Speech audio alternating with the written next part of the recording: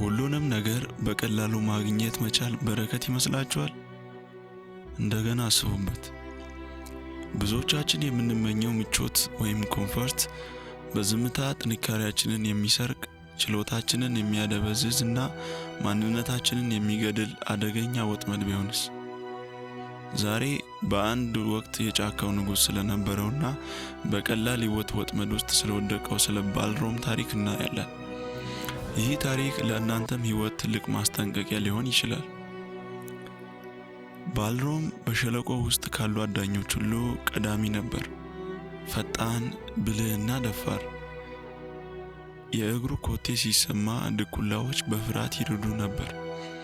ለዓመታት በጥንካሬውና በትጋቱ በጫካ ውስጥ በክብር ኖረ። ነገር ግን ጥንካሬ በጥበብ ካልተመራ ወደ ኩራት ደግሞ ወደ ስንፍና ይቀየራል። አንድ ቀን ማምሻውን ባልሮም ሆዱ እስኪተርፍ ተመግቦ በዛፍ ስር አረፈ።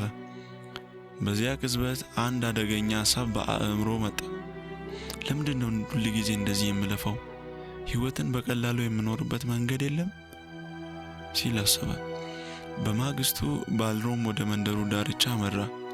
እዚያም ሰዎች የሚጥሉትን የተረፈ ምግብና አጥንት ተመለከተ። ትኩስ ሥጋ አልነበረም፣ እንደ አዳኝም የሚያስከብር አልነበረም። ግን አንድ ትልቅ ጥቅም ነበረው።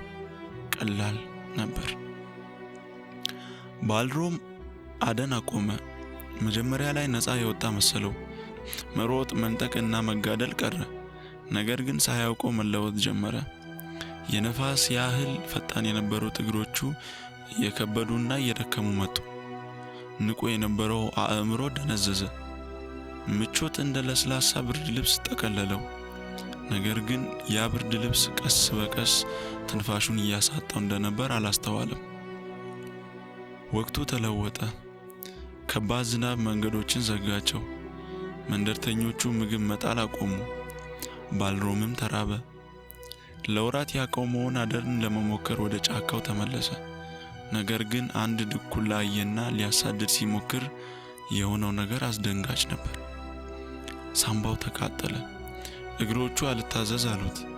የጫካው ንጉሥ የነበረው ባልሮም ዛሬ በገዛ ድክመቱ ተሸነፈ። ያኔ እውነቱን ተረዳ። ጥንካሬ በአንድ ጀንበር አይጠፋም። ነገር ግን መጠቀም ስናቆም ቀስ በቀስ ይተናል። ምቾት ኃይሉን ሰርቆታል። ባልሮም ተስፋ አልቆረጠም። እንደገና ራሱን ለመገንባት መከራን መረጠ። በየቀኑ ደክሞትም ቢሆን ሮጠ። ስሜቶቹን አሰለጠነ። በመጨረሻም ጥንካሬው ተመለሰ። ወዳጆቼ፣ ሕይወት እንደዚህ ናት። ቀላል መንገድ ሁል ጊዜ የተሻለ መንገድ አይደለም። ምቾት፣ ደህንነት ሊሰማችሁ ይችላል።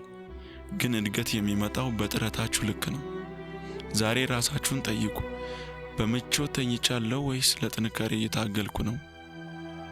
ይህ ታሪክ አስተማራችሁ? ቪዲዮን ላይክ አድርጉት። ለወዳጆቻችሁ ሼር አድርጉት። ለተጨማሪ እንዲህ ያሉ አነቃቂ ታሪኮች ቻናላችንን ሰብስክራይብ በማድረግ ቤተሰብ ይሁኑ። ቸር ያቆየን።